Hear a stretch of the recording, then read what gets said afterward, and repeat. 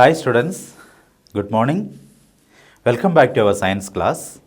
Today we are going to deal with the lesson Body Movement. Chapter 8 Body Movement of 6th Standard Science. Okay, the name of the lesson is Body Movement, Class 6th Science.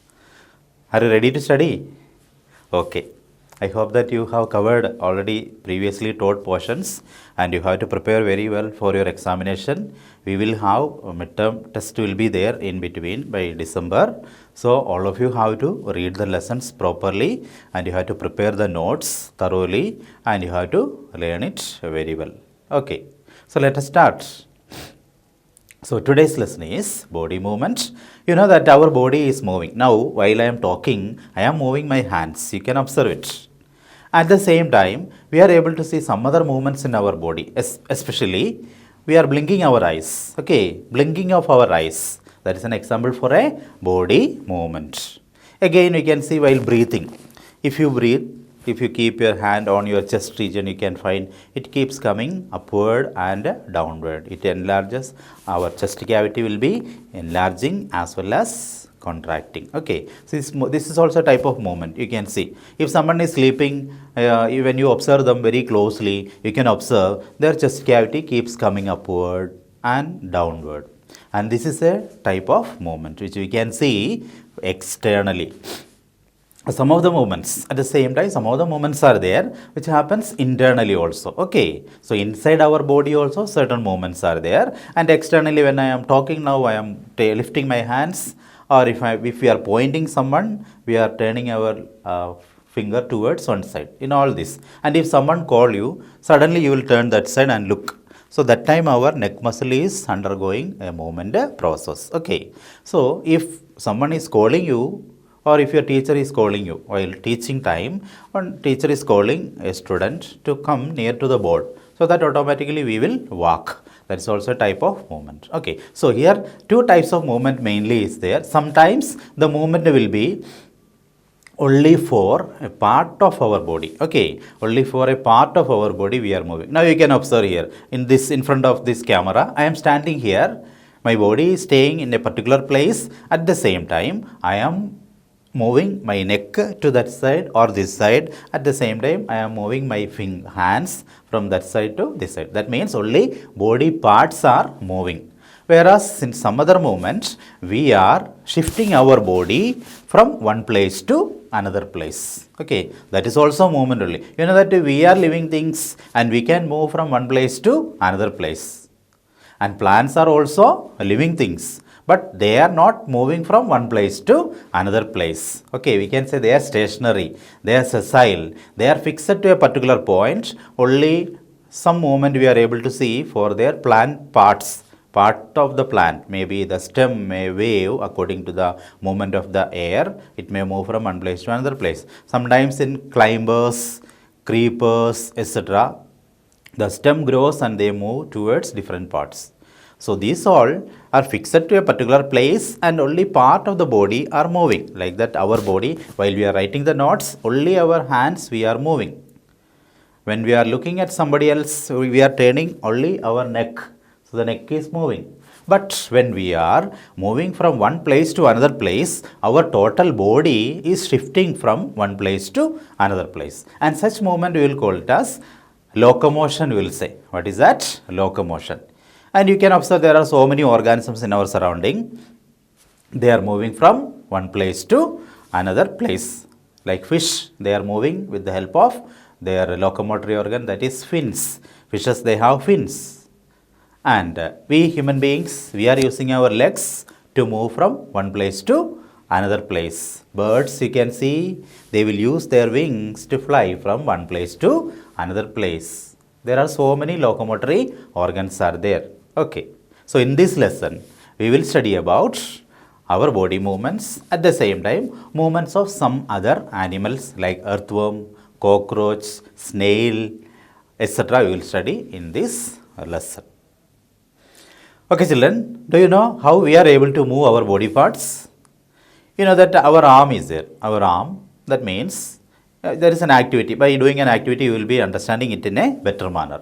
and you just take a wooden plank or even two wooden scale you can take and just tie it over your elbow, okay, over your elbow, upper part as well as the lower part. You must tie two wooden scale very strongly, okay. Then try to bend your hand.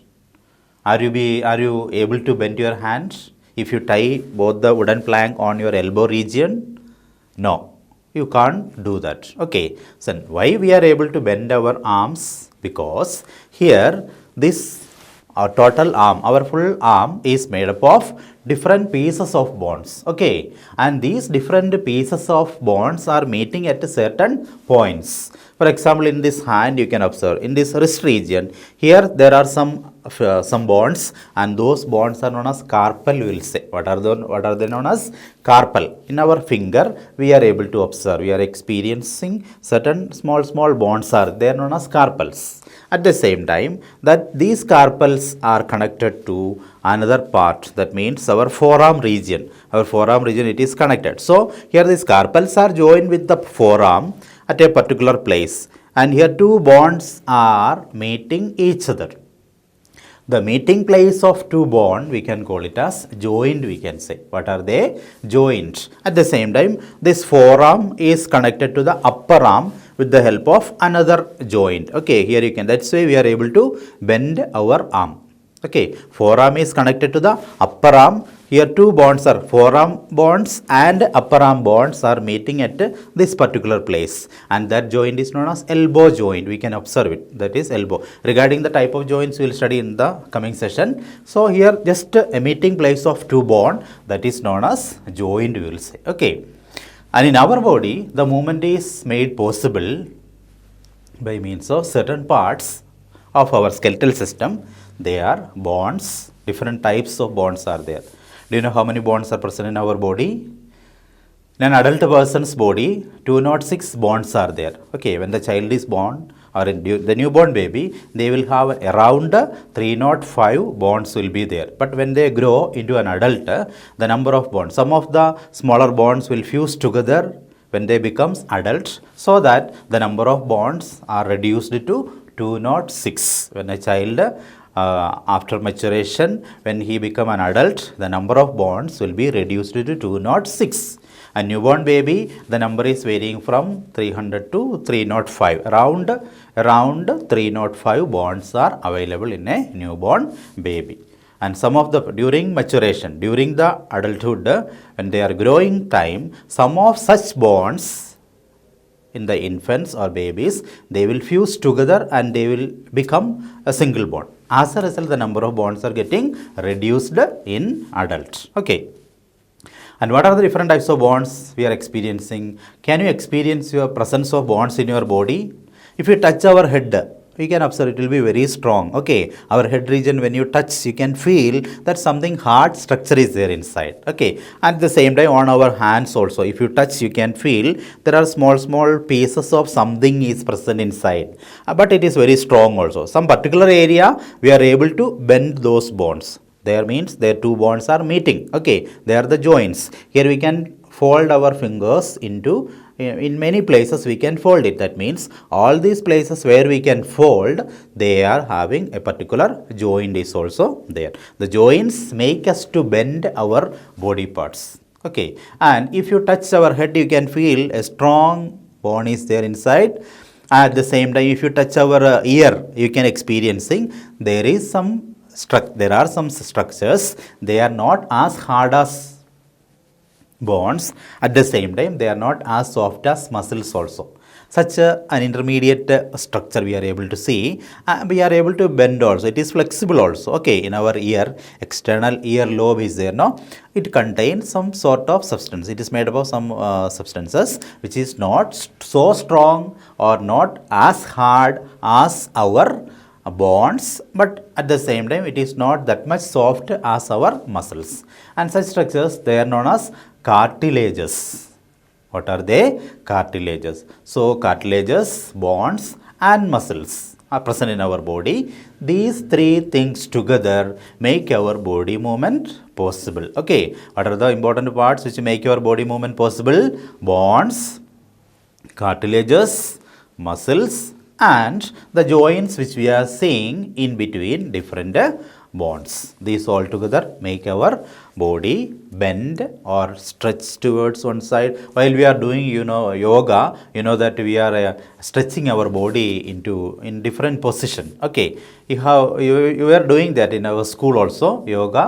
During that time you were moving in a different position. Okay, sometimes Shalabhasanam, sometimes Padmasanam, sometimes Garudasanam, Vajrasanam. There are so many asanas are there in the yoga. All this time we are stretching our body in different positions, and this different position, the stretching of our body into different direction, or all these all are possible only because of movement only. Okay, so this movement is made possible by means of mainly three components. They are muscles, bones, and cartilage. At the same time, joints are also involved in it. If the joints will not be there, we will not be able to bend or stretch our body into a particular direction. Okay. Okay, now what did you understand?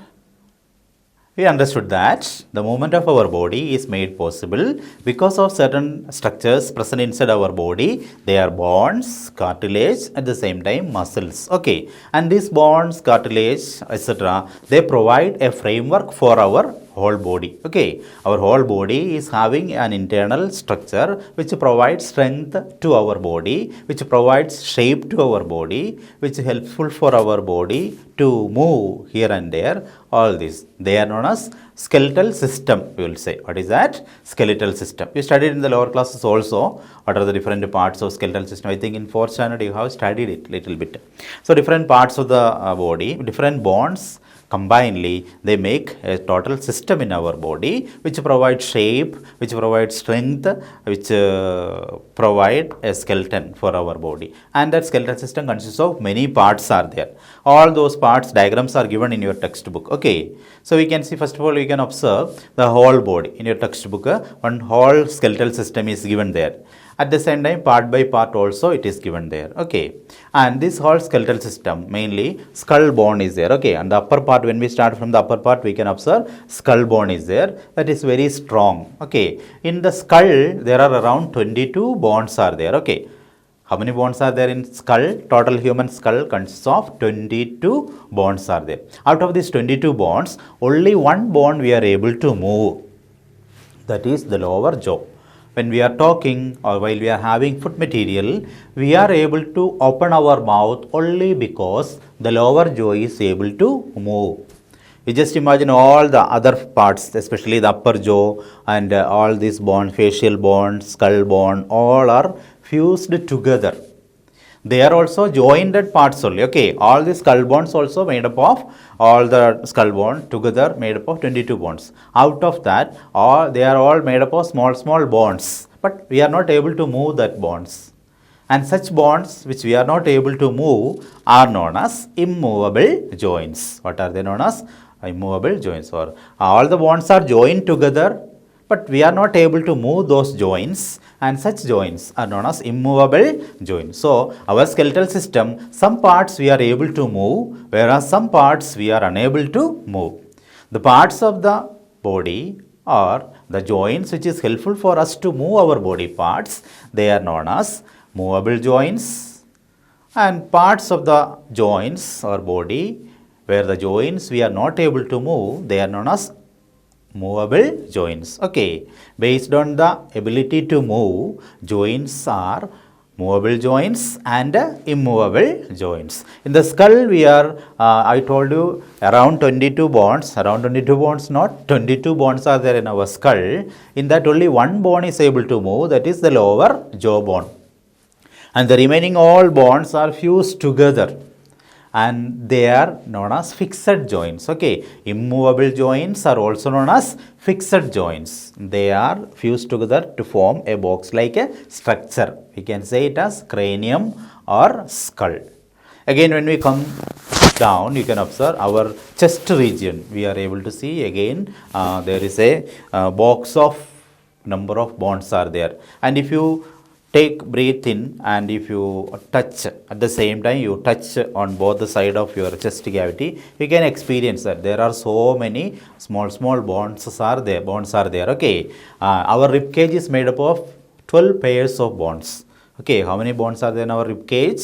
12 pairs of bonds are there. This side 12 pairs, this side also 12 pairs. At this end, in the front part, there is a small bone is there. It is called a sternum. What is that? Sternum. The front portion of the rib cage is made up of a small bone, a long bone, just like our tie. You know, here we can observe our tie. Just like that, a small tie like bone is there in the front portion of the rib cage. That is known as sternum. At the same time, back side of our rib cage also there is another bone, that is called backbone. Okay, the front portion of the ribs are connected to the sternum. The back side portion of the ribs are connected to the backbone. In that way, it is these curiously bent structures of bones together they forms a cage, and those cage which is formed with the help of sternum, backbone as well as these ribs together. Okay, it is known as rib cage, we can say rib cage. Rib cage is made up of 12 pairs of bones. It is joined in the front portion to the sternum, and it is joined at the back portion to the backbone. And out of these 12 pairs of bones, one pair of bone is not connected to the sternum. Okay, it is not connected to the sternum. It is starting from the backbone, but it is not connected to the sternum. And such that pair of bone in the rib cage is known as, or in the ribs is known as floating ribs, we can say. Okay, that is not connected to the one pair, the last pair of rib cage is not connected to the front portion of the sternum. They are known as floating ribs. What are they? Floating ribs. How can you know the presence of bones in our body? Either we have to touch them, or we have to take another X-ray or something. Then we can feel the presence of bones. Otherwise, our hand should get a serious fracture and the bone should break and come outside. Then we are able to see, yes, something is there inside, that is the bone. Okay, otherwise normally while touching our body parts, we are able to experience something strong structure is there in our hand or in our skull or in the chest region, and those strong structures are known as bones, and we can see the shape of the bones by taking X-ray. By using an X-ray machine, we are able to see the shape of the bones. Whenever there is any fracture or whenever there is any dislocation happens when we meet with an accident, we have to take X-ray, and in the X-ray sheet when you observe you can find the fractured bones. Then you are able to see very clearly the bones, shape, etc. we are able to see. Otherwise you have to touch and feel the presence of the bonds, and the number of bonds also you can feel. Okay.